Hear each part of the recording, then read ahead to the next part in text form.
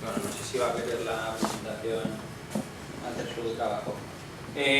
Vinos espumosos, pues bueno, tenemos en muchísimos sitios, ¿vale? No solo en España, no solo en Francia. Aquí tenemos una pequeña selección simplemente de lo que son algunos vinos espumosos del mundo. En Francia no solo tenemos champán, tenemos un montón más de tipos. De hecho, el primero de los que reconocemos como champán no fue un champán como tal. Fue este segundo que veis aquí, Blanquet de Limoux, una zona que está separada de champán, que elabora los vinos con otras uvas, concretamente con Mossack, y que en realidad no tiene nada que ver a la atribución de este vino espumoso como el primer vino de calidad espumoso, ¿no? Tenemos otros cremants, otro tipo de espumosos que simplemente, como no están en la zona de Reims de champán, pues no pueden acceder a esa denominación. Se llaman de otra manera, pero son al final una cosa muy similar. Tenemos los Gaillac, los Perlet, los Musset, ahí son un montón de denominaciones, de maneras de llamar a una cosa muy similar. Muchas veces cuando vemos Musset, por ejemplo, o Perlet, pues nos hace referencia a eso, a un vino espumoso también. En España no solo tenemos cava. Cava, que no es tal y como es champán una denominación y a la vez una localización concreta. Cava es una denominación de origen especial, pero en realidad tenemos cava aquí, tenemos cava en Requena, tenemos cava en La Rioja y tenemos cava en muchos sitios, porque al final cava como tal lo que es una especie de agrupación de productores y sobre todo de productos que se elaboran del mismo modo. Somos bastante menos exquisitos que los franceses para dejar hacer cava. Pero también tenemos otras cosas diferentes, tenemos ruedas espumosos, por ejemplo, de verdejo, tenemos moscateles espumosos, pero que no se pueden meter dentro de la denominación cava. Dentro de Italia hay un montón. Siempre lo relacionamos con calidades un poquito más bajas, en realidad se hacen muy buenos vinos, lo que pasa es que a nosotros solo nos llega el Lambrusco. Pero bueno, en fin, esperemos que después de hoy dejemos de beber Lambrusco. Bueno, el Lambrusco es un vino de una elaboración un poco más industrial, entonces bueno, pues al final es un poquito más caro. También vale pues mucho menos, ¿no? Y es más asequible. Pero tenemos así espumantes, que hemos probado alguno por aquí también, Prosecco, que vamos a beber hoy, vinos muy ligeros, ácidos, que sirven como aperitivo, Franciacorta, Fragolino, diferentes. En Venezuela los Pomar espumantes, que al final es una especie de cava, pero hecho en Venezuela, y tienen un montón, una selección muy amplia. En Hungría tienen también, en muchísimos países se elaboran, en casi todos yo diría, se elaboran este tipo de vinos. Bueno, yo creo que definen así. Muy bien. Una de las cosas importantes para saber, para entender el cava, pues el cómo se hace, qué es y cuándo, porque también nos pensamos que, bueno, que es una cosa relativamente moderna, pero en sí el cava, el vino espumoso, el champán, como lo llamemos, esto ya lo vieron los romanos, le llamaron vinum titilum, que yo no sé latín, pero vamos, titilum, pues me imagino que haría referencia como a esa sensación como chispeante, ¿no? Se empieza a producir a finales del siglo XV-XVI, se empiezan a producirse en Francia este tipo de vinos y poco a poco en las cortes, sobre todo británica y francesa, se empiezan a beber, se empiezan a extender y a popularizar y poco a poco se empiezan a embotellar ya de manera un poquito más industrial, no industrial porque no existe una industria, pero sí que se empieza a embotellar en diferentes monasterios y demás, pero pronto se empiezan un poco a asustar, ¿no? Dicen, uy, esto pues ya sabéis como en esos tiempos, y corchos que salen disparados, burbujas que salen de no sé dónde, pues claro, eso no pintaba bien, se le llama vino del diablo, más o menos en el siglo XVII. Y poco después, este señor, Don Periñón, que a todos nos suena, no nos hemos bebido muchos, algunos, pero pocos, pero nos suena.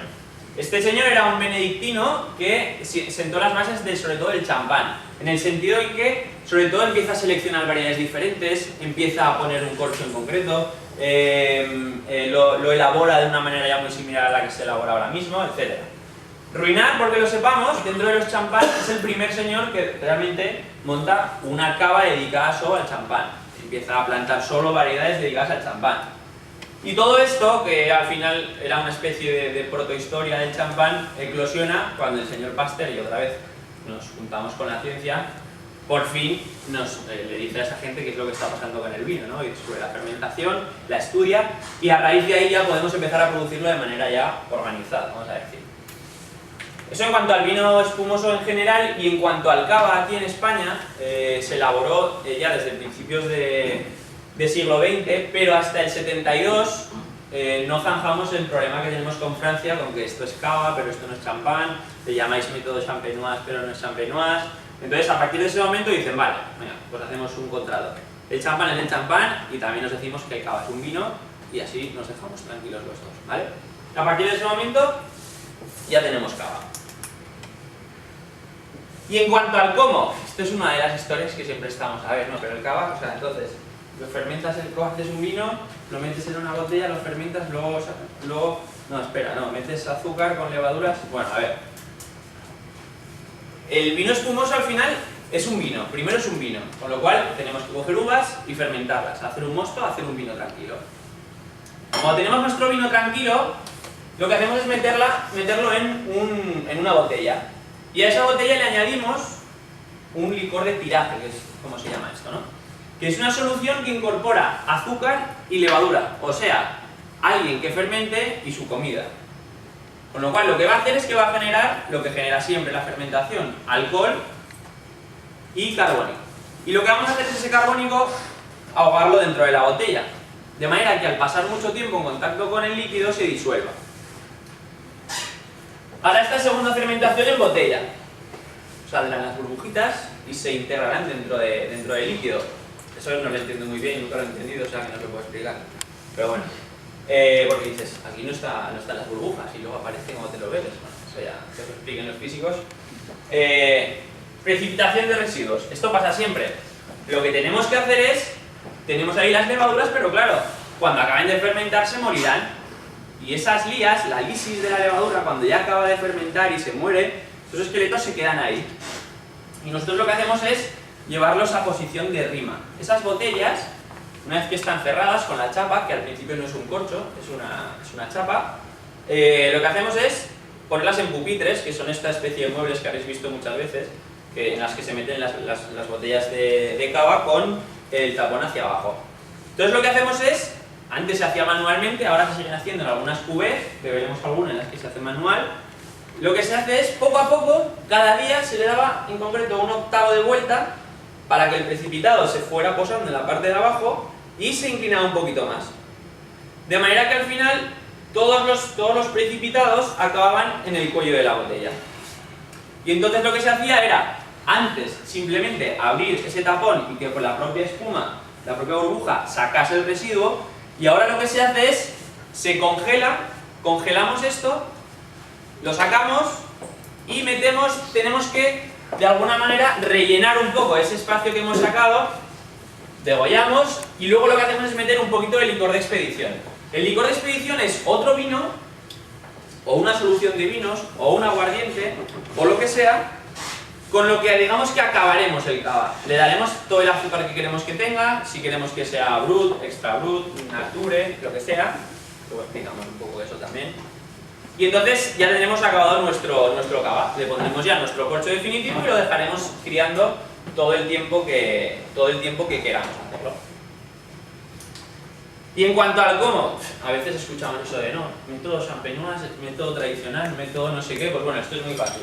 Método champenoise, solo se le puede llamar en champán, porque hace un tiempo se enfadaron y dijeron, todo el mundo llama champenoise, pero champenoise, si solo estamos nosotros en champán, pues solo podemos decirlo nosotros. Con lo cual, si se quiere vender en Europa, solo puede poner método tradicional, si está hecho fuera de champán. Segunda fermentación en botella, es lo que hemos explicado. Pero hay maneras más fáciles y más baratas de hacerlo. Método Granba o método Charmat, no Charman, que también es método Charman, no, se llama Charmat, el que lo inventó.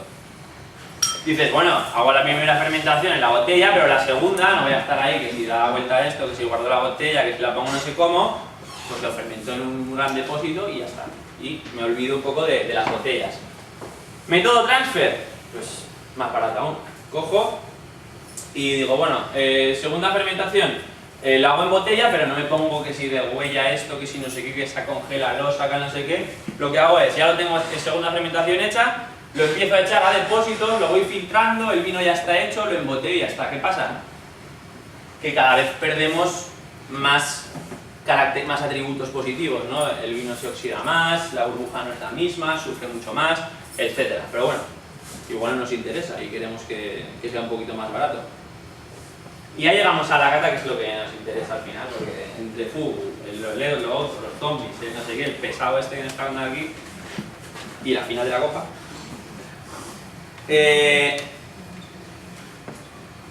Jeroglíficos, porque a veces es un poco complicado. Te digo, ponme un cava reserva, pero brut, sí, pero ¿puede ser reserva y brut? ¿O brut quiere decir crianza? ¿O puede ser, o no, si no hay crianza, si solo hay reserva? Sí, no sé, un poco complicado, lo han hecho. Tenemos diferentes criterios para clasificar el cava: azúcares, crianza o la manera de elaboración. Pero es que además tenemos códigos para entenderlo esto, lo que pasa es que no lo sabemos, pero en realidad, a partir de ahora, en cuanto veáis una botella de cava, no te preocupes que yo... ¿De qué color es la etiqueta? Venga, de té. Bueno, en cuanto a azúcares, que nos quedemos con que Brut Nature es lo más seco, en el sentido que es el cava con menor azúcar residual. Extra Brut no se suele utilizar mucho, pero bueno. Aquí vamos a 3 gramos en Brut Nature por litro, Extra Brut 6 y así hacia abajo. Hasta tal punto el dulce, en el caso del dulce, de hecho ya casi no se elaboran en cava, por ejemplo, dulce, solo dulce.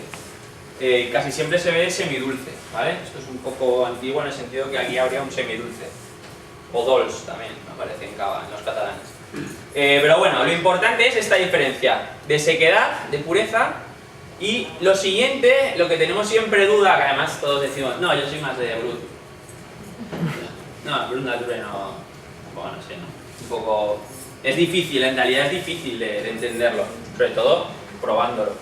Pero bueno, simplemente Brut, un poquito más de azúcar, un poquito más de amabilidad, un poquito más de peso, luego lo veremos.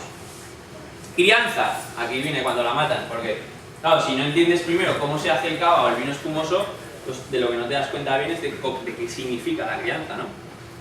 Pero bueno, un cava tiene que estar siempre, para ser cava, como mínimo 9 meses, ¿vale? Y eso lo consideramos cava joven, ¿vale? La gente le llama crianza, pero el Consejo Regulador en realidad le llama joven, no crianza, ¿vale? Por eso os digo que, por ejemplo, el término de crianza ya... dices, va, este no sabe tanto. Reserva, 15 meses, ¿vale? Vamos de los 15 a los 30 meses. Y en el Gran Reserva, más de 30 meses. Pero es que además, lo bueno de esto es que puedes saberlo antes de mirar la botella. ¿Vale? Porque hay una serie de códigos en las botellas de cava que no se conocen, pero que son muy fáciles. Por ejemplo, nos veremos luego un cava de Agustito Leyo en concreto, Gran Reserva 2007, unos 36-38 meses de crianza, y la parte de encima del bozal la tiene negra, ¿vale? Lo que significa que es un Gran Reserva. Pero por ejemplo, tenemos otro aquí que es joven, tenemos otro que tiene reserva, ¿vale? Con lo cual ya sabemos una cosa molona para saber más que los demás de cava, ¿vale? Muy importante. Pero la segunda es la leche. Pero la segunda ya cuando te has bebido la botella de cava dices, bueno, pues este cava es un cava de elaboración tradicional. Porque tiene unas notas de... Pues porque en la parte de abajo del corcho también hay otro código para hacer del guay. Eso lo sirve para eso, de hecho. Si aparece una estrellita debajo, es un cava de elaboración de método champenois o método tradicional. Si debajo aparece un círculo, es método Charmat o Grand Vas. Está hecho en grandes envases. Si tiene un rectángulo, que son los menos, es transfer, y si tiene un triángulo, es gasificado, que ese ni lo he puesto porque no lo consideramos vino, lo consideramos Coca-Cola de uva, o como lo queramos llamar. Eso significa hacerte tú el vino que quieras, o pensar la uva que quieras, y luego meterle gas como si fuera un Trinalampus, pero no. Es como si fuera agua, ¿no? Y ahora, ya viene cuando la matan. Invitas a los amigos a cenar a casa, abres tu botella de cava, ¡pim, pam! La ruidera, que tío controla, se nota que hace ruido tal. Coges la servilleta, no sé qué, el dedo por debajo del tal, así desde hace 1 metro de la copa, se la tiras. Bueno. 1. Ruido. No hace falta hacer ruido, no tiene objetivo hacer ruido, no sirve para nada hacer ruido, no hacemos ruido. 1. ¿Cuántas vueltas le doy al cierre? Esa es otra frasecica de este tío cómo controla, ¿vale? No os estéis dándole 25 vueltas a los cierres de los bozales porque solo tenéis que darle 5. Eso quiere decir que ya podéis, a partir de ahora, abrir una botella de cava con los ojos cerrados, que eso tarda mogollón. ¿Retiro el bozal o no? Otra pregunta. Empieza a quitar aquí, que nos acabas quitando toda la etiqueta, no sé qué. Bueno, simplemente quitamos la parte de la cápsula, del plomo de encima, abrimos el bozal y lo dejamos ahí. Si queremos lo podemos quitar. Pero si no, nos va a ayudar a hacer un poquito más de fricción contra el corcho y nos ayudará, como si fuera una cadena de una rueda de un coche, a hacer más, a que sea más fácil quitarlo. ¿Giro la botella o giro el corcho? Otra cosa muy de frasecica de los que entienden, cuando abren con un sacacorchos una botella es, y eso sí que es cierto, que no tenemos que dar vueltas a la botella. Lo que tenemos que hacer es dar vueltas al sacacorchos, ¿no? Que eso es muy de tasca también. Llevan allí, sacan el sacacorchos, la botella, empiezan a abrir ahí por todos lados. Pues no. En este caso sí. En el caso del cava lo que hacemos es fijar el corcho, ¿vale?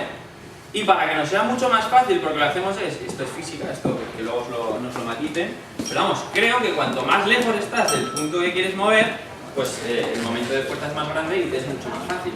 Si lo mueves desde debajo, es muchísimo más fácil que si intentas sacar el corcho hacia arriba a presión, ¿vale? Que ya, otro mito, el corcho de la botella de cava no es como es, o sea, no es tronco cónico y luego con un caperuzón. Es un corcho normal y corriente, pero por la presión acaba siendo así. La parte de arriba se seca, se expande y la parte de abajo se queda dentro de la botella. Sí, vamos a ir viendo el consejo. Y ¿cómo sujeto la botella? Esto ya os lo he dicho, ¿no? El tema sí, bueno, todo esto en Italia dicen, hostia, no sé cómo se llama, bueno, tapón de rosca, venga. Italianos no sé, mucho más. Pero bueno, ¿cómo sujeto la botella? La teoría mítica de poner el dedico debajo, que parece como muy profesional y tal. Mentira. Además, hay varios artículos muy divertidos en torno al análisis de la superficie que tocas a la botella cuando metes el dedo dentro.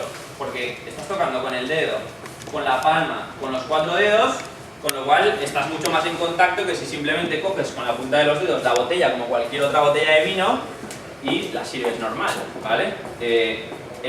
La concavidad de la botella de cava o de champán es simple y llanamente porque al meter 4 o 5 atmósferas de presión, si fuera una botella normal, explotaría, ¿vale? Igual que, por ese motivo, la parte del gollete es un poquito más ancha, esto en el cava y en cualquier sitio, o sea, en cualquier botella de vino, porque al meter el corcho dentro de las botellas, si no estallarían, y por eso son un poquito más grandes. En cuanto a lo de un solo vertido en la copa, aquí ya no hay chascarrillo, es simplemente que es mucho más sencillo. Cuando damos golpes, es decir, cuando inclinamos mucho una botella de cava, lo que pasa es que se hace mucha burbuja. ¿Por qué? Porque la superficie, es decir, el líquido que va saliendo de la botella llena, digamos, obtura todo el diámetro de salida, digamos, de la botella, entonces se crea como un golpecito. Tiene que entrar aire dentro para que pueda salir y hay como un golpecito. Entonces ese golpe lo que hace es que crea una burbuja. Si se hace despacito y de una sola vez, mucho más despacio y de una sola vez, es mucho más fácil rellenar toda la copa o todo lo que queremos llenar la copa. Que no estar lleno la copa, otra vez la copa y otra vez y te hacen falta 3 o 4 veces para llenar una copa de cava, ¿vale? Bueno, y llegamos a donde queríamos llegar, que todo esto para bebernos 4 copas de cava, pero bueno. Lo mejor de todo esto es que además vamos a apostar por no solo bebernos espumosos de calidad, sino además maridarlos con comida japonesa.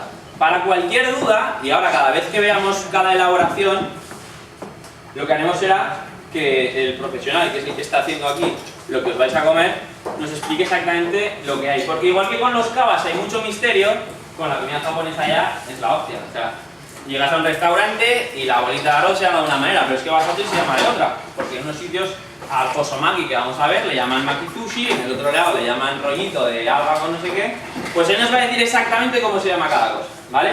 Lo que haremos será probar diferentes elaboraciones, igual que en los kabas, y en concreto lo haremos con ingredientes un poquito diferentes, ¿vale? No solo con pescados, sino todo lo contrario, probaremos sushi mediterranealizado, o sea, vamos a hacerlo con jamón, con queso, con carpaccio de ternera, con paté de oliva negra. También lo haremos con salmón, pero lo haremos de una manera mucho más concreta. A ver si... Y podemos ir sirviendo ya el primero.